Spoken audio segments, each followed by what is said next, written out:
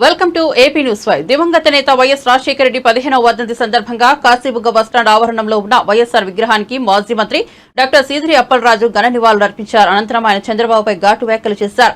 Hudhud Titli తుఫాను సమయంలో ముందస్తుగా ప్రజలకు అప్రమత్తం చేయలేదని, పూర్తి స్థాయిలో గ్రామాలు నాశనమైన తరువాత బస్సులో వచ్చి పర్యటించారని ఎద్దేవా చేశారు. విజయవాడలో వరద ముప్పు ప్రాంతాల్లో అర్ధరాత్రి వేళ పర్యటించి బాధితులకు స్వయంగా ఆహారం అందిస్తున్న చంద్రబాబుపై ఇలా మాట్లాడడంతో రాష్ట్ర వ్యాప్తంగా మంత్రి అప్పలరాజు వ్యాఖ్యలు రాజకీయ దుమారం రేపుతున్నాయి. హెలికాప్టర్ ఇచ్చి ఒక సెక్రటరీకి ఒక డీజీపీకి పంపించాడు. అంటే వైఎస్ఆర్ కాంగ్రెస్ పార్టీ మీద కక్ష సాధింపు చర్య అంటే ఆయన ఎంత స్పీడ్గా రియాక్ట్ అవుతాడో చెప్తాం. అల్లా ఎక్కడో బొంబాయిలో ఉన్నదట ఒక సినీ నటి, ఓ మహానటి. ఆవిడ తీసుకురావడానికి ఒక ప్రత్యేకంగా టీంనిచ్చి పంపించాడు వైఎస్ఆర్ కాంగ్రెస్ పార్టీని లేకపోతే ఆ నాయకుల్ని ఇరికించడానికి. దాని మీద ఉన్న శ్రద్ధ ప్రజల మీద నీకుందా అని నేను అడుగుతావు. నువ్వు తుఫాను వచ్చి వరదలు వచ్చి ప్రజలందరూ ముంపులో కనీసం వెళ్ళడానికి రావడానికి త్రాగడానికి తిండి లేక, తాగడానికి నీరు లేక, తినడానికి తిండి లేక అల్లాడుతుంటే నువ్వు అప్పుడేమో రివ్యూ పెడతావా, అప్పుడేమో నువ్వు కంట్రోల్ రూమ్లు ఏర్పాటు చేస్తావా, అప్పుడేమో నువ్వు దానికి ఒక కంట్రోల్ రూమ్ కమిటీ అని వేస్తావా? ఏంటిది? ఏమిటిది? ఇది పరిపాలన? ఇది ఇంత దౌర్భాగ్యమైన స్థితిలో ఉన్నామా మనం? ప్రతి 2000 మందికి ఓ 10 మంది ఎంప్లాయీస్ చొప్పున మన సచివాలయ ఉద్యోగులు ఉన్నారు. వాలంటీర్ల విషయం పక్కన పెడదామా. 10 మంది 11 మంది ఉద్యోగులు, 2000 మంది పాపులేషన్కి ఉద్యోగులు ఉన్నారు కదా. ఇచ్చావా ఇన్స్ట్రక్షన్ వాళ్ళకి? మీ 2000 పాపులేషన్కి అవసరమైనటువంటి అరేంజ్మెంట్స్ మీరు చేయండి అని ఇచ్చారా? రెవెన్యూ సెక్రటరీ ఇచ్చారా? రెవెన్యూ మంత్రి గారికి అసలు అవగాహన ఉందా? ఆ హోంమంత్రి గారు కనీసం పట్టుతుంది ఆవిడకి? మైక్ పట్టుకుంటే జగన్మోహన్ రెడ్డి గారు అది, జగన్మోహన్ రెడ్డి గారు ఇదని తిట్టడానికి నీకు మంత్రి పదవా? చెప్పండి ఇప్పుడు సమాధానం. అసంబద్ధమైనటువంటి ఆర్గనైజేషన్ చంద్రబాబు గారు, గుర్తుపెట్టుకోండి. కనీసం ప్రజలను అప్రమత్తం చేయకుండానే మొన్న నైట్ అర్ధరాత్రి మీరు గుడమేరు వాగుకు సంబంధించినటువంటి గేట్లు తెరవడం వల్ల ఈరోజు విజయవాడ పూర్తిగా మునిగిపోయింది. ఎవరు దీనికి రెస్పాన్సిబిలిటీ? చంద్రబాబు గారు అంటారు ఈ వరదంతా పూర్తయ్యే వరకు నేను ఇక్కడే ఉంటాను అని. నువ్వు ఇక్కడ ఉండకపోతే నీ ఇల్లు అక్కడ మునిగిపోతుంది. అక్కడ నువ్వు నీ ఇల్లు మునిగిపోతుంది కాబట్టి నేను అధికారులు అక్కడ ఉండనివ్వలేదు, నీకు ఆ బస్సులో ఉంచినారు. తెలీదా మాకు? వాళ్ళు అంటారు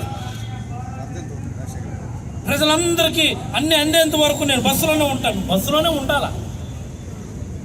నీ ఇల్లు మునిగిపోతుంది. నీ కరకట్ట మీద ఇల్లు నది గర్భంలో కట్టారు.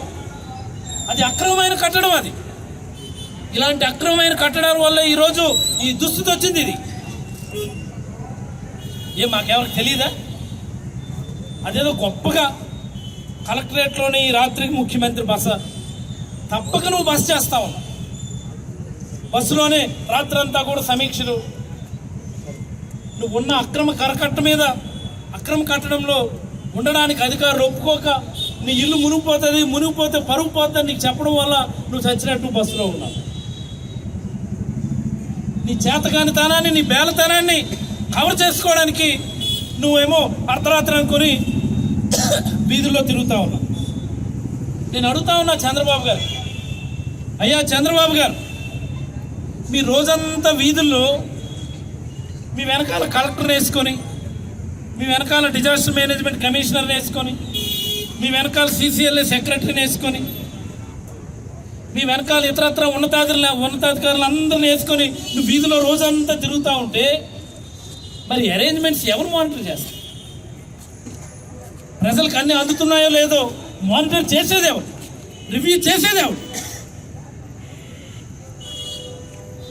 అత్యంత దీనమైనటువంటి స్థితిలో ఈ ప్రభుత్వం ఉందని నేనైతే చాలా బలంగా అభిప్రాయపడతాను. మరి ఎందుకనో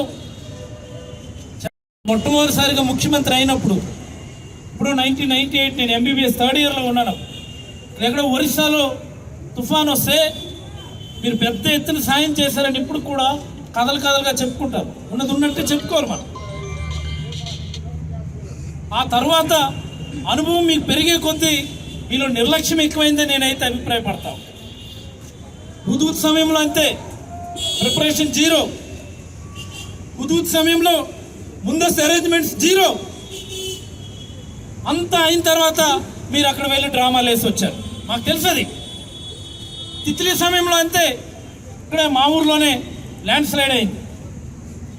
మాకెవరికైనా తెలుసా అంత తీవ్రంగా తుఫాను వస్తుందని? మీరు మాకు చెప్పారా?